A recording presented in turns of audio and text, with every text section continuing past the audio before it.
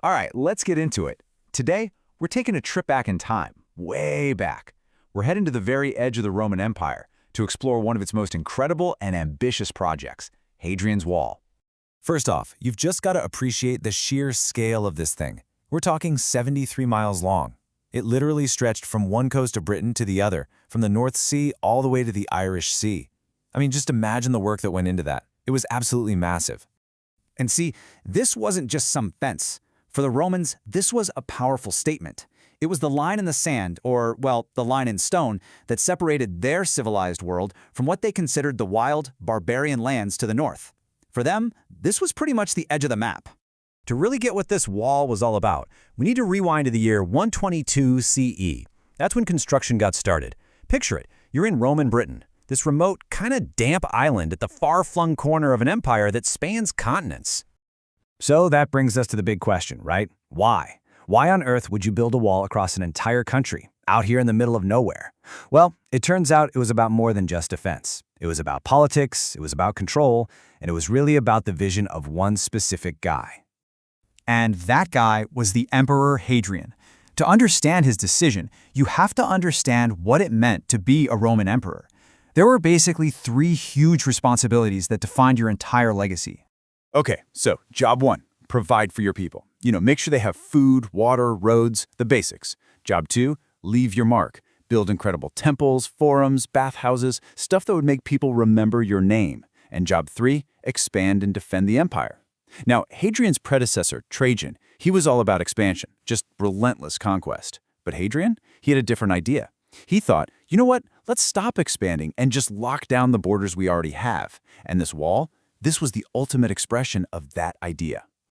Now really quick, let's clear something up. A lot of people think Julius Caesar was the one who conquered Britain. Nope, not true.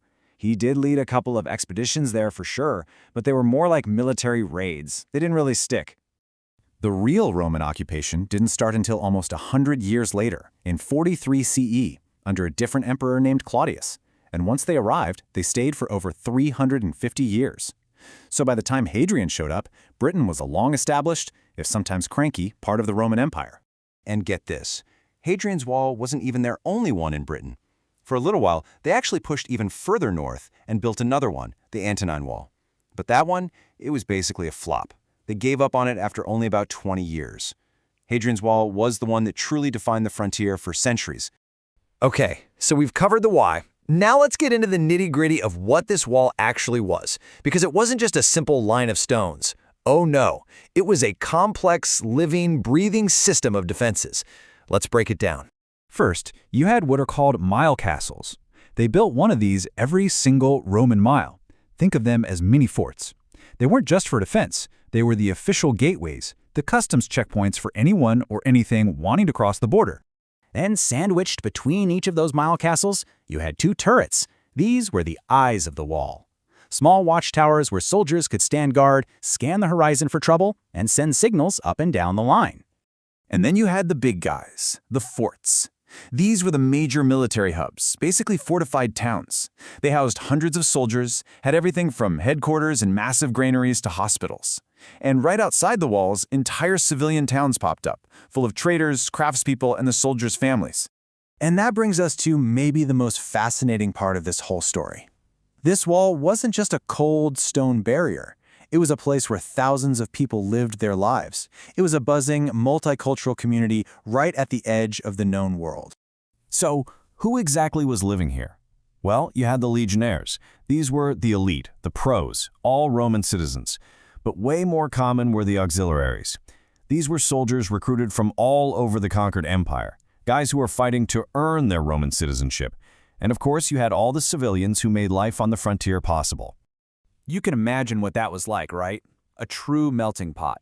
You've got soldiers from modern-day France, Spain, even Syria, all bringing their own gods, their own languages, their own food. And they didn't just ignore the locals, they actually started blending their own Roman beliefs with the traditions of the native Britons. And if you want the perfect example of this, look no further than a god named Anaxagoras. Archaeologists have found dedications to him, but only along Hadrian's Wall. He's not mentioned anywhere else in the entire Roman Empire. He's a perfect symbol of this unique culture that was born right here on the frontier. So why are we still so obsessed with this ancient wall today? I mean, the Romans left Britain over 1,500 years ago, but the wall's story didn't end there. Its legacy is all around us, etched into the landscape and even into our modern pop culture. For one thing, today the wall is a UNESCO World Heritage Site.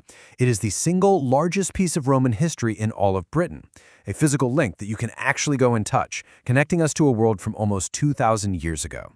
And its influence pops up in the most unexpected places. Ever heard of a little book series called A Song of Ice and Fire, or maybe the show Game of Thrones?